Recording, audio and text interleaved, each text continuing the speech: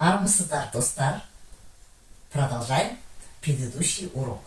В предыдущем уроке мы показывали действия, которые совершаются для другого лица, но в переходном времени глагола.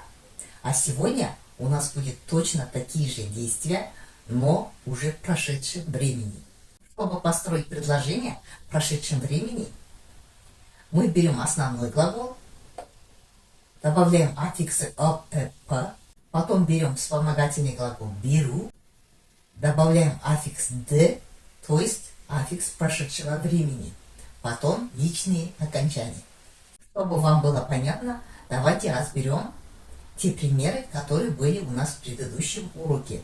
Нөмірімді жазып бердім. Я написал свой номер. Тамақ істеп бердім. Приготовил еду. Шашын жөндеп бердің ба? Поправил ее волосы. То есть привел в порядок ее волосы. Ақша тауып бердіңіз ба? Вы нашли деньги. То есть для кого-то. Марат кітапты апарып берді. Марат отнес книгу. На этом мы сегодняшний урок завершаем. А в следующий раз у нас будут еще другие значения вспомогательного глагола «беру». Поэтому не пропускайте уроки, подписывайтесь на канал. Келесі кездескенше.